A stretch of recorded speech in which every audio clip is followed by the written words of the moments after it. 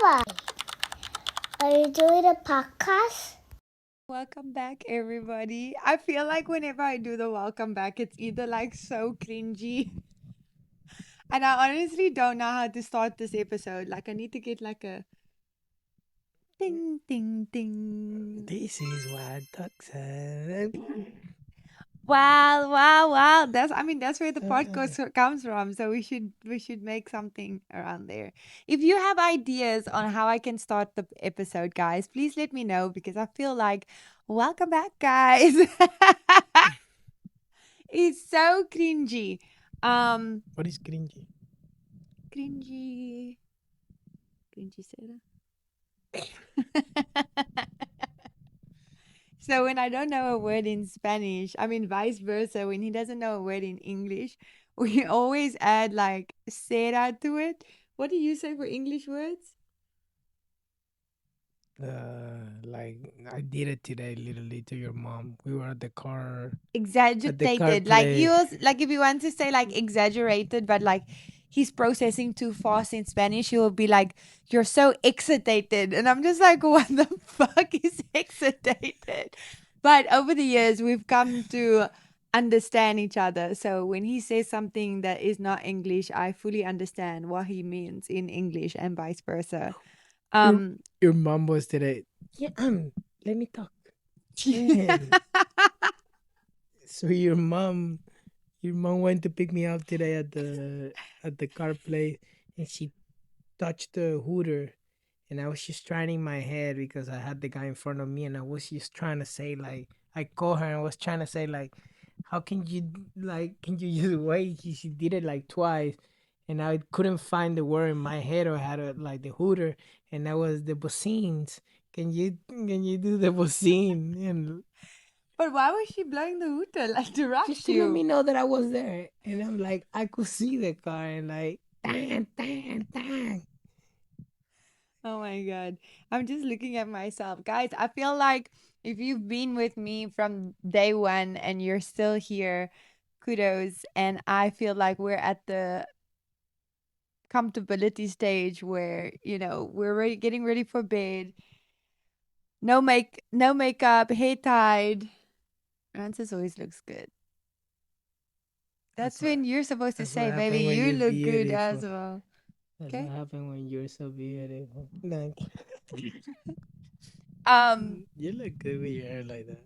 I tell you all the time. Okay, he calls me Steve Tyler when I go natural, guys. I need to post a picture of Steve Tyler for those who don't know. But sometimes, like on hair wash day, and I brush out. Now, obviously, I have very curly hair, and when it dries, it frizzes. So he says I look like a Steve Tyler. Steve Taylor or Steve Tyler? Whatever. I'm gonna link it to this video. Um, I It's was a just crazy person with the hair. That's Why do you have to say a crazy person? You could have just said a guy with crazy hair, but why does the person have to be crazy? because Are you saying I'm crazy? he's actually crazy. Like that guy that I yeah, he So you sing so he will. so is it the hair that's similar to him or the being crazy as well? I think it's kind of combination. I was just saying also I'm thinking now when you said um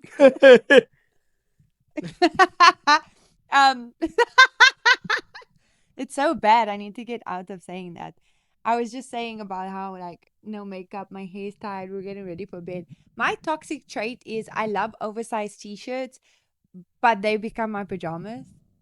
Have you noticed that every oversized t-shirt I buy, like after I've worn it like once or twice, it just becomes Yeah. the sleep shirt. Um, You really throw the donut. What is the donut?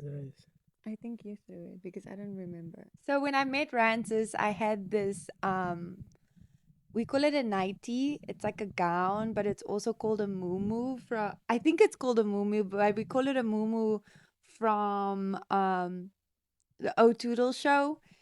And it literally, when we met and he first came to visit me in Dubai, I had it, and that was when it was brand new. I bought it at Primark. Shout out Primark.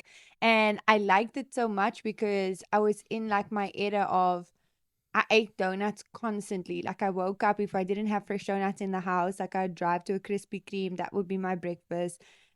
I had donuts like I was obsessed with donuts. I remember when I used to fly to Miami, you used to take me to all these like gourmet donut places. But yeah, so basically the top was, what did it say? Donuts. No, but it was like donut mess with me or something. Like it Lick was, my donut. I think. yeah, it was like, uh, Oh, yeah, you got shy. it was, baby, we're trying to keep this podcast like PG, okay? I lost my train of thought. Yeah, I don't think anyway, you throw it away. I think it's there. We need to look for it. I wouldn't let Anyway, you throw it. so from when we met until I moved here, and probably like 2-3 months ago, it's just gone missing. And there's been so many times, Rancis, like when I would do a clean out, he'd be like, "The donut's gotta go." Guys, it was stretched, it was faded, it was probably on the verge of ripping, but I just wouldn't part with this thing. It was my, and I'm not a pajamas person. Like, I don't physically go out and buy pajamas. If somebody gives it to me as a gift or I see something cute, like, okay, I'll use it. But I honestly sleep in like oversized t shirts.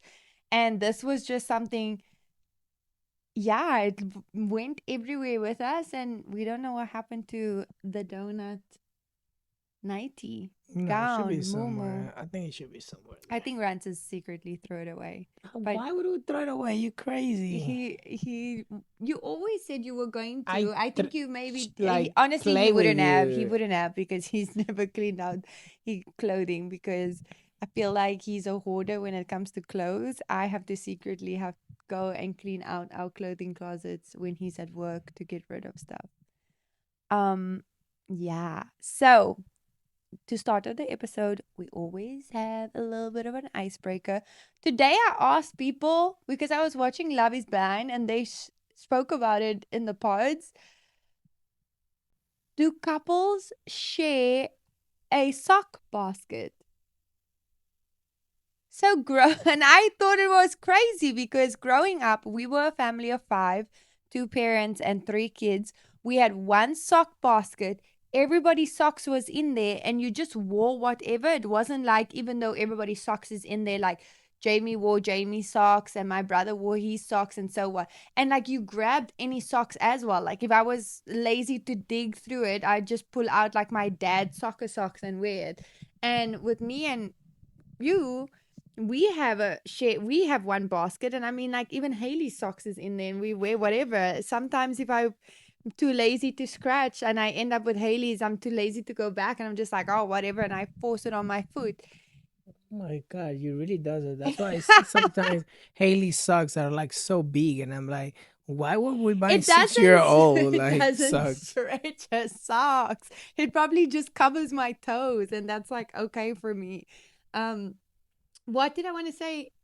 What did you guys do growing up? Did you have one sock basket or everybody had their own sock basket? No, not a basket, but we had a drawer. Like me and my brother had like a normal drawer from a like something like that, and we just had the whole socks and everything there, That's so funny. but not a basket.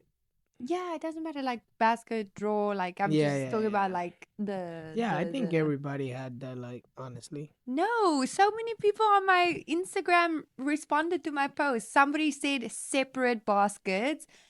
Are you I nuts? think it's because Somebody people said there, yeah, they don't like it, like to share the somebody told feet me and they stuff. share but they still wear their own. Yeah. One person said they share a drawer, but the husband still wears the socks and it drives her crazy. There was one person that said they steal their toddlers as well, so I'm not alone in that.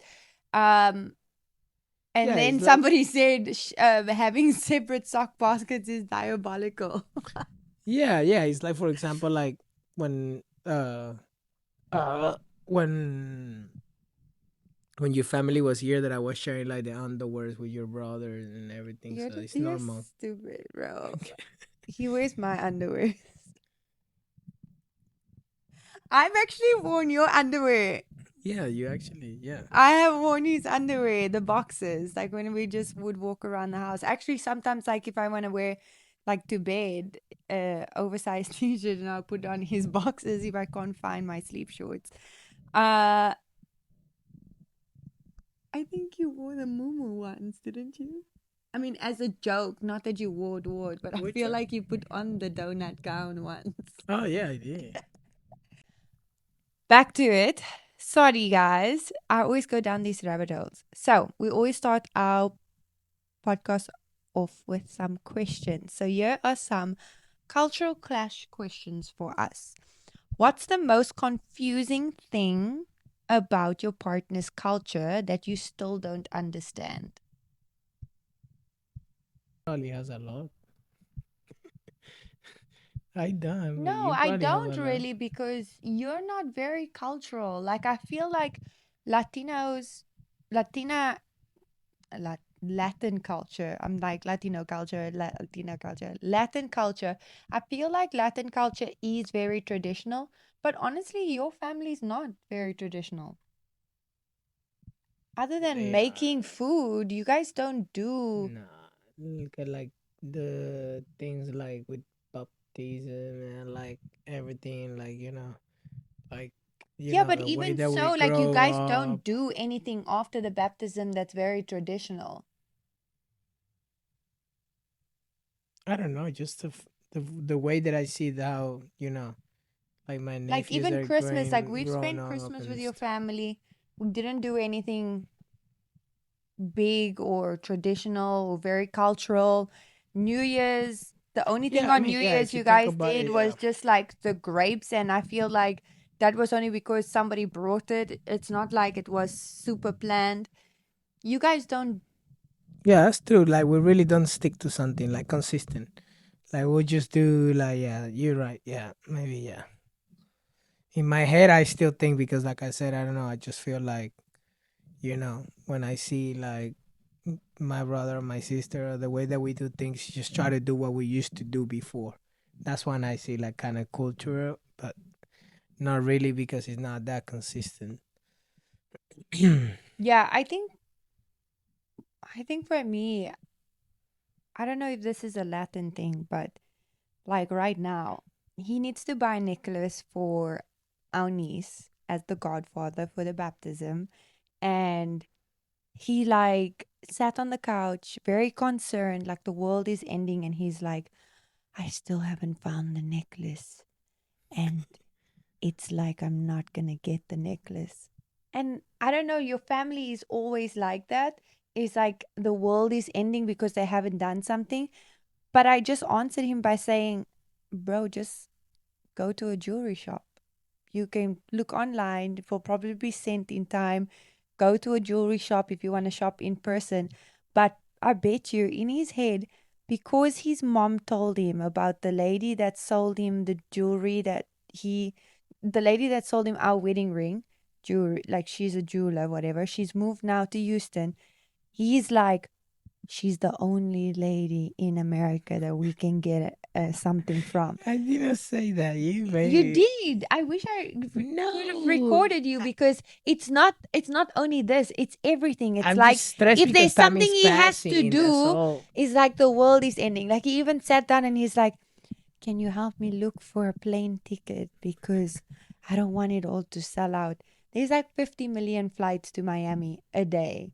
It's not going to sell out, but because the Venezuelan uncle that drives the plane is the plane that he needs to be on to go to Miami, and if his plane is gonna sell out, I feel like those are some clashes that we have. Is like I'm so nonchalant, but him and his Nonchalant. family is so Nonchalant. the world is ending, the world is burning, the world is burning. Do you have any of mine?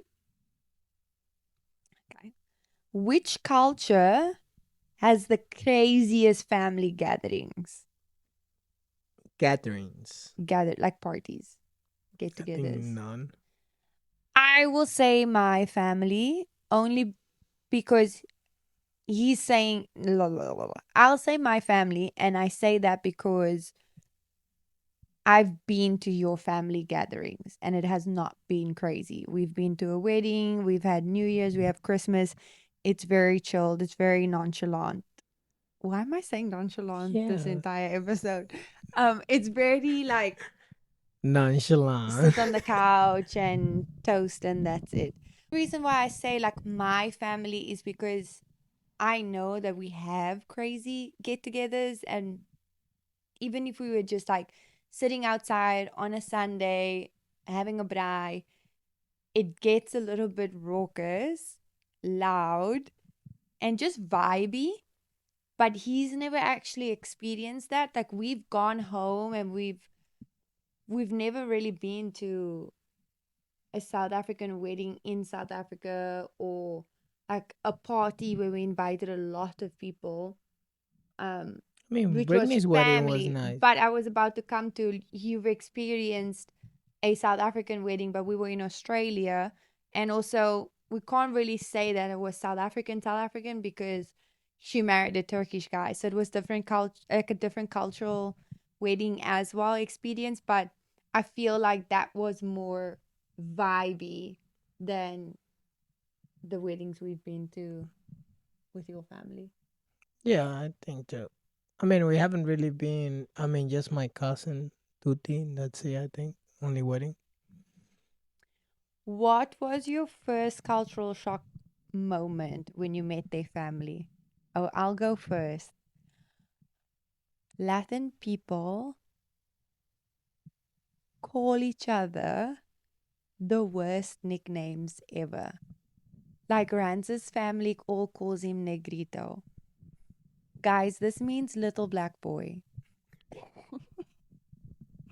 And they say it because they're like, oh, he was the darkest of the family. Like, mind you, he's just tan. Like, and then like negrito is like little black boy, or they say like negro, which is like black man.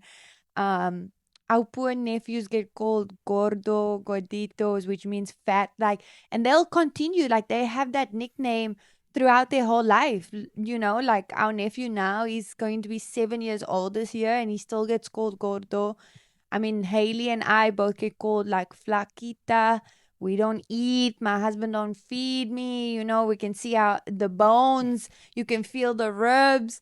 But that was like the biggest cultural shock for me, because we don't have like cute nicknames like that. We No, don't you have. see like little fatty sometimes. Like have you say to people, "Hey, little my little fat." I've No. never called somebody little fatty. We say baby, love, sweetie, cupcake, cheesy things like that. We don't say like, oh, you little black boys. I mean, in South Africa, if I was walking around calling somebody a little black boy, that's very derogatory.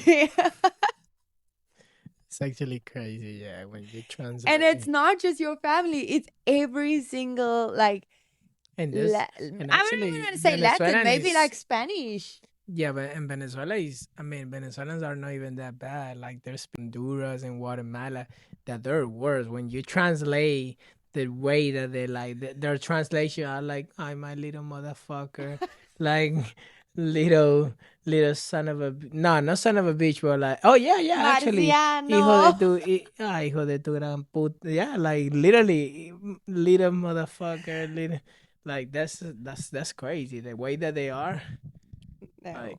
Yeah. Did you have any cultural shocks with me or my family when you met us?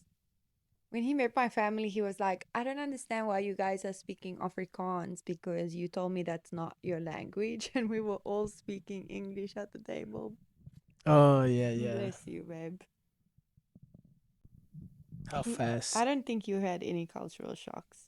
No, I think just it wasn't a culture, but maybe like it's just because of my personality. Like you know how not shy and like like how ongoing, like easy to like adapt your family was compared to Mm. like Oh, yeah, that's very Latinos or true. like stuff like that. Like we're not that quick to just put a 1 year old baby in your hand, like when they put like aura in my hands, like, and it was like literally the first time that I see them, and I didn't Yeah. even literally hold my nephews. No, that's so funny because, yeah, what he's talking about is like we're so welcoming and homey. And it's not that your family's not homey. I feel like they just overthink a lot. So he's talking about when he first met my family, my cousin's child was just born, and everybody was like, yeah, yeah, hold the baby, hold the baby. And mind you, I think it was 6 months, just like after the peak of COVID. And then with his nephew, I still remember when I came over and met his nephew, like his sister asked me, have I held a baby before? With him, they made him sit on the couch, put his hands out, and then laid the baby. So it was very different to experience. Like we always say in South Africa, like it takes a village. And we say that because it's when you raise like a kid or have a family, it's not only like you and you as the mom and the husband that is like raising your kid. We say, your neighbors are involved, your aunts, your uncles, your grandparents, your people that you work with, everybody kind of becomes family. And that's so strange actually, because I feel like with us living abroad and away from our families, we've kind of adapted that Mm-hmm. tradition where we have our own little village right now, and our village consists of, our neighbors that have become really good friends of Yeah. ours. Um, People that I work with, literally, Hales calls them auntie and uncle. Uh, who else? I mean, Yeah. I think that about the uncles too. Yeah. yeah. Yeah, maybe that's a culture shock for you that I Yeah. call everybody aunt and uncle. Yeah. I hate that because hey, literally see a homeless in the street and hello, uncle. Like, I I'm laughing swear, because man. he said homeless as if, like, I'm so used to like vagrants, whereas I feel like for us here in the US, it's not as common as back home in South Africa. But it is true. Like, we in South Africa, we grow up, and as a respect thing, we call everybody aunt and uncle. And so with Haley, when somebody becomes very comfortable with us, Not and even. we We're in the become grocery yeah, store and actually, Colleen were sorry, like, like, tell the yeah, auntie to give you the money. yeah, because I don't like to say, like, tell the lady to give you money. So we're at the point where we're trying to explain to her and have her understand that, yes, even though you're calling somebody auntie and uncle, they're not family, they're not it can also be a stranger. But I feel like in today's world, and I'm getting a little better at that, is that we're straying away from everybody's like auntie and uncle. But it's hard because that's like, especially Sir, for my miss. mom, Sir, miss. because That's it. yeah, I feel that that's how it needs to it be. is better. Because No, in it is. Venezuela, we don't grow up like saying, of course, like the name of an adult like that. Oh, like with respect, but we always have that. Like even like with my mom's partner, like you know, literally we will still say like sir to him. Yeah, I And think it's so that's we've never thought about it before. That's a big cultural difference between us. yeah. We did Um, say it. I think I said it to your mom one day because I saw Haley calling like uncle the guy in the grocery shop, and I was like, bro, like, stop.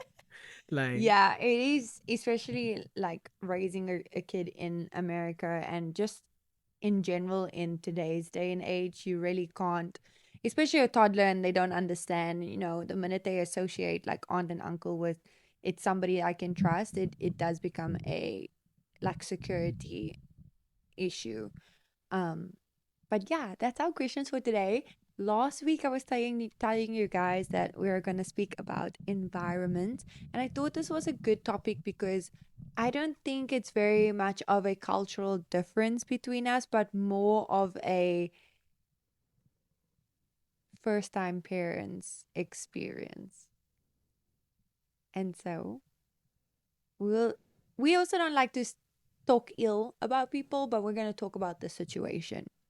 Because I feel like we grew and we learned as first time parents in the situation.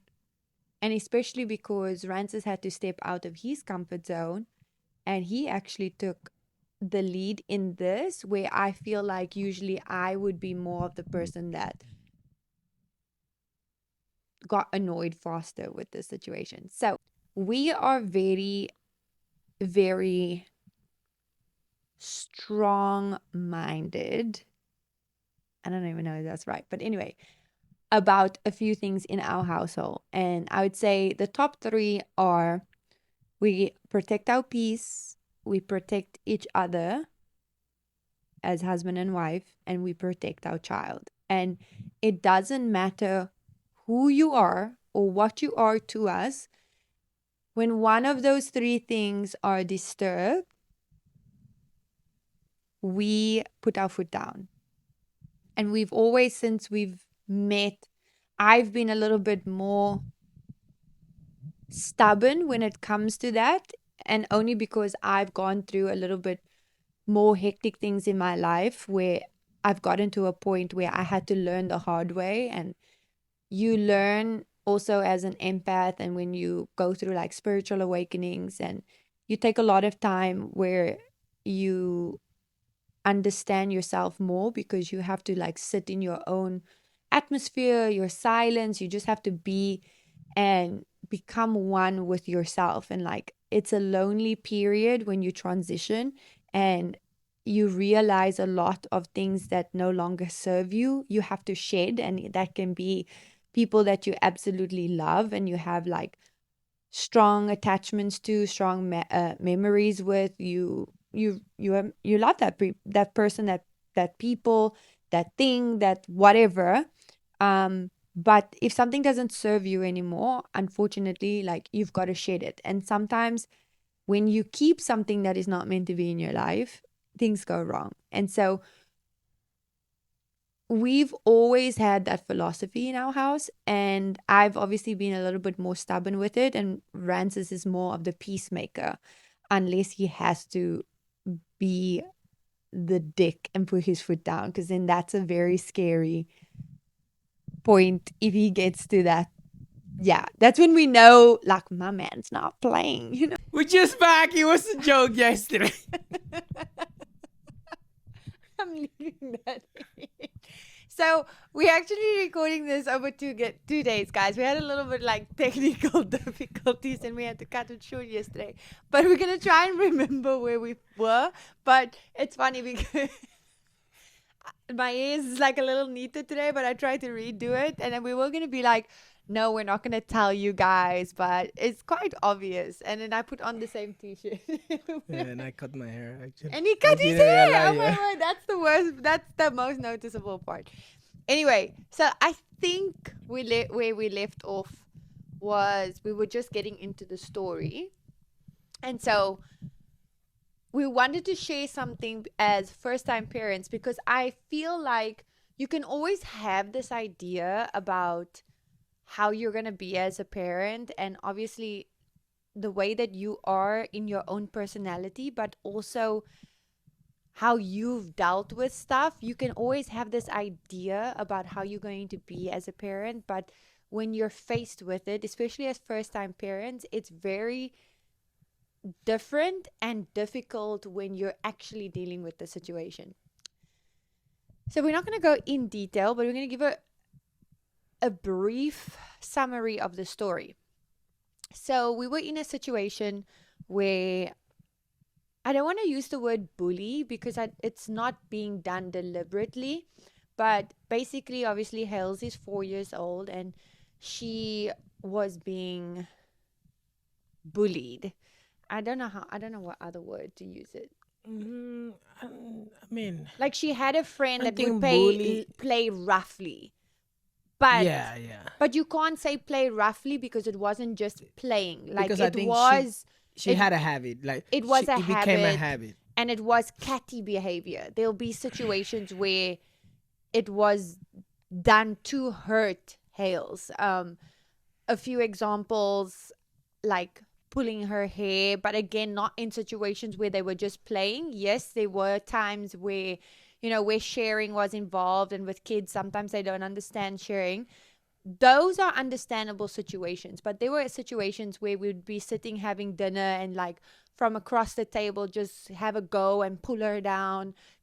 And it was going on for quite some time, and obviously, because they are so young, us as parents, we didn't think anything bad about it. We obviously felt a certain way because we felt like Because kids do it. So we were Yeah, like, I mean, kids it's are kids, kids you at the know. end of the, and Yeah. especially only I always say like only child syndrome. Like we have one kid, and so Hells has moments where she doesn't obviously understand the concept of sharing, or we have to explain to her, or she's moody and she's used to maybe doing things a certain way, or she gets to a point where she's overstimulated and she just wants to be in her own little bubble. But mind you, like Hales is so sassy as well, and she's smart with the mouth, but she's not aggressive. She's not aggressive. She doesn't attack, she doesn't pull hair, she doesn't hit, she doesn't do any of those things. um and so obviously these things was being done to her, and Ranta says, and I obviously, because the parents were friends of ours, we didn't want to say anything, because I feel like if you said something that maybe they would take it out of context, but also again, like, this is 3 4 year olds, they don't really know what they're doing. However, I do think that the way that it was addressed started to get to us. And obviously, we had side conversations when we would go home and be like, we didn't like that it happened again. And it got to a point where Hales was very scared of her friend. Like, she would hide away. Didn't want to play with her. Every time she came near, she started to scream and shout. That's what I would say, Um, that she could be, she was kind of becoming like bully, yes, because because like we a were victim. allowing it. One, that because we always just go and say, oh, she don't Yes. mean that, you know, and Well, that's what that's, I was getting to now, because yeah. we haven't got to that part. And But it got to a part where the other child kept doing it because, one, her parents weren't reprimanding the situation then and there, but also for us, we were awkward in the situation. And so we kept saying things like, it's okay, that's just how she's trying to communicate with you, and she's still your friend, and she's your best friend. Like, we were enabling it, and it got to a point where something happened, and Hales could have seriously ended up in hospital. And I'm not exaggerating it, but I just don't want to speak on it specifically and go into detail. But it was this day where I sat and I rewatched a video of it happening. And as a mom, I felt so guilty because we have allowed it, because we didn't know how to address it. But we were not angry at the kid. It got to a point that we are angry at the parents, because this is constantly happening, and to our face, like, you're also not reprimanding your child. Now, mind you, every parent parents differently, but we as parents, like, if Haley is rude or she's out of place, or if she ever had to do something like that, she would get reprimanded. She would be put in the corner. Now she's like 4, so we do like little punishments, like, oh, no playing outside for a day, you can't drive your scooter, things that she really enjoys. So for her to understand, like, she's done something bad, and like, it's not okay to treat somebody else like that, or to speak a certain way, or to backchat. So that's how we choose to parent her. And we wouldn't ever dare to tell another parent how to parent, but it got to a point where it's like, okay, like, our child is physically getting hurt, and you're letting it slide. And this is supposed to be our friends as well, you and at, know? and at the end of the day, I mean, if you need to understand that, I mean, you're always gonna take your child's side, right? No matter what. But and regardless that you don't believe, because yeah, I have, like, for example, I have family that don't believe on the spanky, don't believe on the reprimand. I mean, nobody's telling you like to really how to do, like, how to, like, probably, raise your Your kid kid, or yeah. whatever, because everybody have a different idea, and that's disrespect, and that you can respect it. But if you see, Like, as an somebody's getting advice, somebody hurt. getting hurt for something that happened, I would strongly recommend you, like, right when something like that happened, like, just Nip don't it in the try to bud. go on your on nobody's side, like, don't go on your kid's side, don't go on the other side, and don't, like, assume that, you know Nothing even nothing happened. happened, or, like, let's say, somebody fall from the stairs, just automatically say, like, the child that fell from the stair, oh, I think she jumped from the stair, like, don't, I know it's hard to believe, like, maybe something like that, child could do or anything. But I would just say like just try to put your emotions aside and maybe like stay neutral, because Yeah. somebody could have got hurt, and Yeah. and that's the part that I think And I it kind of feel like hurt us the we were most. always that person that we stayed neutral, even though our child was getting like beat the fuck Yeah. up. No, But we remember. were literally would make excuses for the other child. Yeah, but And remember that after a while, we were already telling Haley, like, literally, that's when she got into jujitsu and everything, no, because we were telling her, like, somebody if punch somebody, you, yeah, punch but that's back, because she because was it starting to started be, getting like, so worse. scared. Yeah. That's because it started to getting worse. So we had to start teaching her, if somebody pulls your hair and you're shouting and it's not helping, like, pull it back or push back, because I will 100% stand on, like, I'm not going to let my child get hurt, and if I'm not around to stop it or anybody around to stop it, like, self-defense, girls, self-defense. But before, we were not doing that. We were also very strict on, like, it's not okay to hurt other people, whatever. So it was a learning curve for us. We had to adapt from what we are teaching, because now she's in the real life situation. But it got to a point where, so she almost, thank God, like, she didn't get crazily hurt. It could have been bad. But as a mom, like, I watched it back because I couldn't believe what had actually happened. And so in that moment of watching it and seeing it, I actually felt sick to my stomach, because this person who I thought was a friend of ours, and yeah, like, did not even come to ask, like, is she okay? But automatically went to excuses. Like, it was Haley's fault. Haley jumped, Haley this, whatever. This is where Rances got peeved off. And for him to, like, step out of his comfort zone and address something, it's really not of his nature. He's very more of, like, the, let's just step away. It is what it is, whatever. But obviously I shared the video with him because he felt a certain way. And man to man, he shared it with our friend, the dad, and literally just said, like, you know what, this could have gone really badly, and this is just because I think they've had a conversation before about it, but this was the first time he actually said, I just didn't like in this situation, like, Hales wasn't even come to check on, like, if she was okay. And then after that, we kind of just said, maybe we just need to, like, take some time apart. Didn't think anything of it. We've still considered, these people our friends, and I mean, Haley and the kid was super close together. But it had to get to a point where us as parents, and obviously Haley, like, considering this is her best friend, she kept asking, like, why does this girl hurt me? Why does she punch me? Why does she this? Why does she pull my hair? And it had to get to a point where we started to teach Haley, like, that's not okay. That's not nice. We don't treat people like that. And that's ugly behavior. And I'll 100% say that is exactly the words and verbiage that I say to my child. That's ugly behavior. That's not okay. You shouldn't treat friends. You shouldn't treat anybody like that. And then shortly after that, there was an incident where we got together, and Hales just didn't want to be around this kid anymore. And she had said loudly to another kid, hey, come, let's go and play on that side, this girl is ugly. Now, mind you, she got that word from me, because I'm saying that is ugly behavior. And if that is what I'm teaching my child, because that's the way she needs to understand that behavior is not okay, then, be a grown up and understand it. Because if you overhear a child saying that she's ugly and she's 4 years old, you're interpreting it completely wrong. And also, if you have a problem with it, like, come and speak to me. But I mean, with Hale saying something, and the parent that overheard her saying it kind of used it to her advantage, and basically started victimizing her and her kid, and making Haley, like, the bully.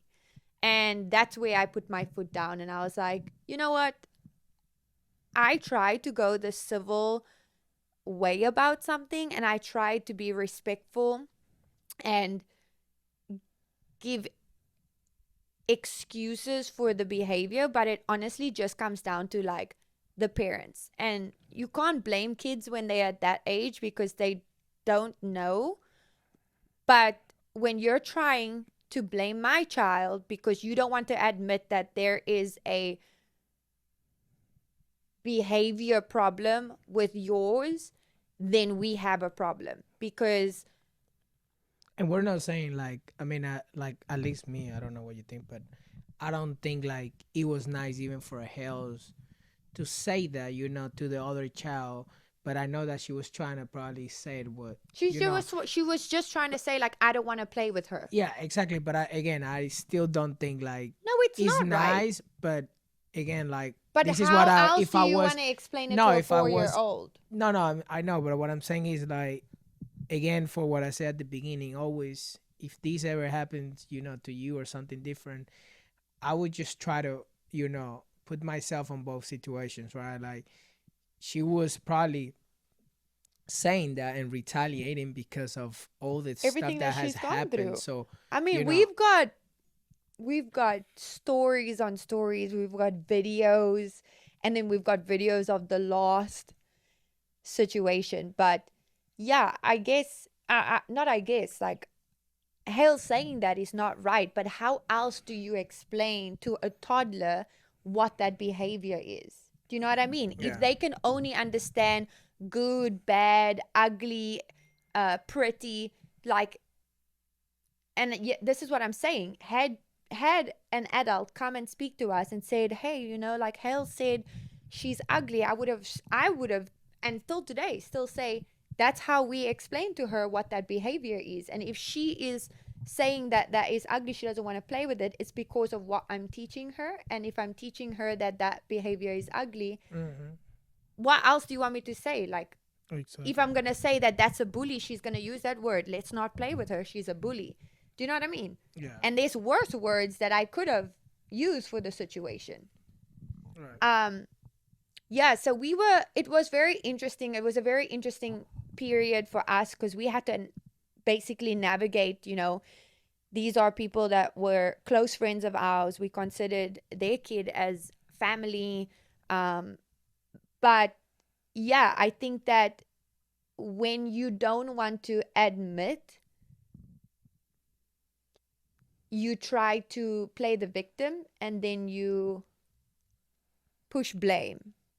And it's a little bit of a backfire because at the end of the day, like, people know us, people know our kid's behavior.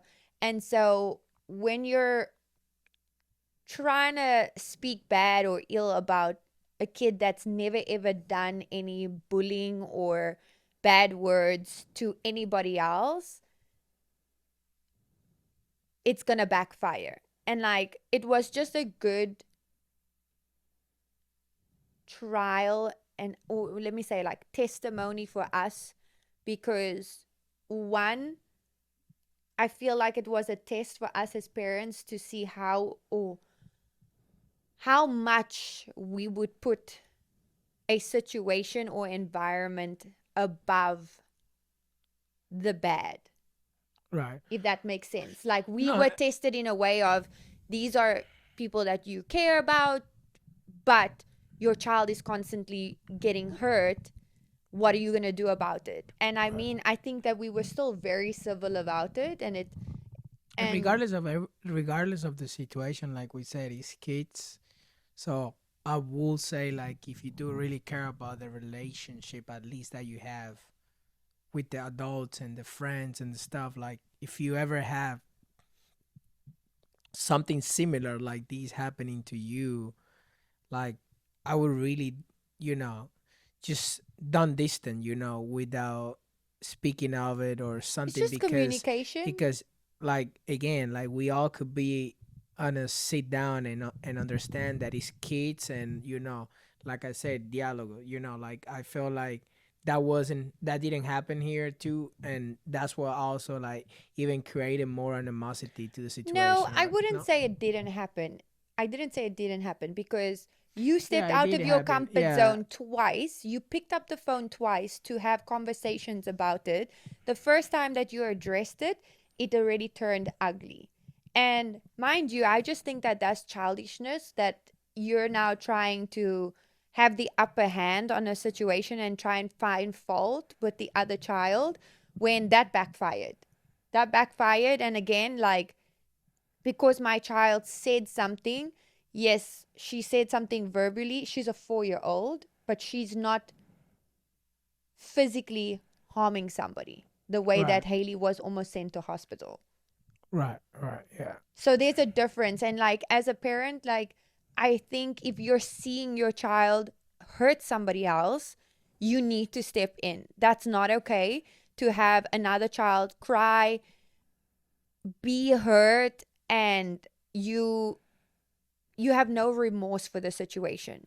Yeah. And so I just think that this leads to kids doing it when they're older, when there's nobody around, and it turns out worse when people understand or have different emotions. It creates anxiety, it creates emotional stress. Like, that's Yeah. not okay, and it makes kids and teens, go through life, and it's difficult. It's a difficult situation, and they don't want to speak up. So you need to nip those kind of things in the bud. And I feel like, there's no right or wrong, again, as parents. But yeah, I think that speaking up about it, communication, you're adults. And I always say, like, if people is meant to be in your life, they will stay in your life. They'll make the plans to fix the situation. They will better themselves. And when I say that, not only one-sided, but both people in the situation. And for us, it was a very interesting period, because we've always, like I said in the beginning, we've always said nobody's going to mess with us, nobody's going to mess with our kids, we put them first. But we were in a situation now where it was actually happening, and so at first we didn't deal with it, and then we did deal with it, and dealing with it became a problem. But I would not change the way that I did it, because environments are so important. And that was something that we were basically like contradicting ourselves on, is that we preach about how important environments is, and like the type of people that our kid is around, but we were allowing something to happen just because we didn't want awkwardness or animosity. But it had to get to a point where we had to say something, because I personally was scared to leave my child alone. Yeah. So environments are so important. And I mean, like, yes, this is the first time we've been in a situation where it's like a non-family member, because I feel like we've been in situations where family members step out of line, and you have that relationship where you can lay down the law and say it how it is, and be like, you know what, I'm not going to have you like not present in my child's life, or if you don't make the time and effort. Like, we have that comfortability, and we've had conversations like that. And it's been reciprocated. Like, it's been heard, it's been they apologize, and we move on. You move from, how can I make it better, how can I make it better, so that both parties are like, come to a conclusion or compromise, and be like, okay, or maybe the other person that that you need to talk to about it doesn't even understand that they're doing wrong. And that is why communication is so important. But yeah, I just feel like if you are in this situation, I don't think that you need to smaller yourself to save face. I think that you are the parent. You have to stand up for your kid, and unfortunately have hard conversations. But again, like, people that know you and people that know your kid, they're always going to understand why you needed to do what you did. And I feel like we are the protectors of our kids, and they're going to respect us when they're older, because we could have let it happen, and then Haley goes off as a teenager to school and gets bullied, and she doesn't say anything, but also thinks that it's normal, because we now also, you know, may let her go through situations where we were saying things like, it's okay, that's how she says, like, she loves you, that's how she's trying to use her words, and it's not. And so it's interesting because I'm also like the mama that's like the mama bear. What does that mean? Like I want to like just fuck everything up that's gonna hurt my kid. Oh Like yeah. Haley knocks herself on the table, and yes, I teach her like, oh, it's not because my mom, like the way that we grew up, my mom would hit the table and be like, naughty table, you don't do that. Where I'm more of like, yeah, babe, but unfortunately, like you knocked your toe because you weren't looking where you were walking. It's not the table fault. Like I don't blame the objects or situations if it really was her fault. But then I'm also in my head like, fucking table, why the fuck was it there? And now my baby's hurt. You know what I mean? Yeah. And so it was a very grateful learning experience. Yeah. And I say grateful because I don't think that things happen because it's just coincidence. I think everything happens for a reason, and Yeah. that was our learning curve, and that had to be something that we experience, and now we know how we will deal with it going forward. And And yeah, nobody really knows how to, nobody learns really, especially in a 4-year-old time. Like, I think you really start like either when you have a second child that you implement things that you think, oh, I can do better on my second child or stuff like that. So I mean, it is a learning for both parties, because like I said, nobody wants to be in a situation like that, but I do feel generally that, I think like relationship could have been definitely solved, saved. saved. And Definitely. But now it's like it's too far gone. yeah, yeah, I think. Anyway, guys, thank you so much for tuning in today. It was very much a different type of episode than what we do. We said before, we don't like to speak illy about people. I've said it right like a few minutes ago. As an empath, like when things happen, I easily already understand why people are the way they are and do the things they do. And that doesn't mean I'm perfect, doesn't mean he's perfect. We still have moments where we do things that are not right.